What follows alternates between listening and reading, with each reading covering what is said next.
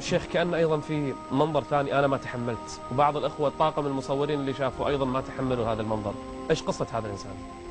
هذا كما تشاهدون أخوان برضو تحت تأثير المخدرات، إنه هو أتاه ملك الموت وهو على هذا المنظر في تأثير المخدر. فبعض الإخوان يقولوا إن هذا حرق، كما تشاهدون وجه هذا الرجل تحول إلى سواد الفحم. شيخ هذا مو حريق؟ لا، ليس حريق يا أخويا نبيل، لأنه لو كان هذا حرق فليدقق المشاهد أنه ياقة الفلينة أو ياقة القميص تبعه لم تحرق، ونفس الغطاء اللي تحته لم تحرق. فإذا كان حرق فأول حاجة، ولو تلاحظ كمان شعره لو كان حرق لو كان شعره كان حرق. ولو تلاحظ كمان أنه أسفل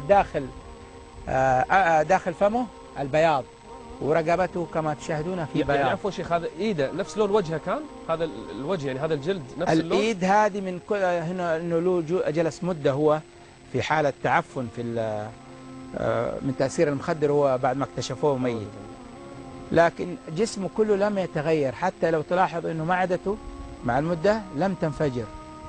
يعني بعض الحالات كما ذكرت انه بعد مده الميت اذا مات له 6 ساعات لم يوضع في مكان بارد سوف تزاع رائحته، ثم بعد ذلك يقوم تنفجر بطنه ويأتي الدود يخرج منها.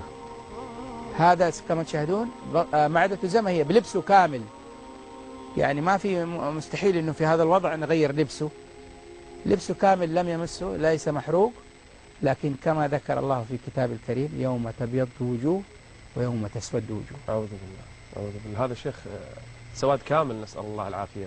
نعم، نسأل الله أنه كان من أهل الإيمان أن يتوب عليه ويغفر له نعم، نسأل الله له ويكفر عنا سيئاته. نعم. لكن مصيبة شيخ، الإنسان يموت على هذا الذنب وهذه المعصية وعلى هذا الشكل يبعث عند الله، والله كارثة.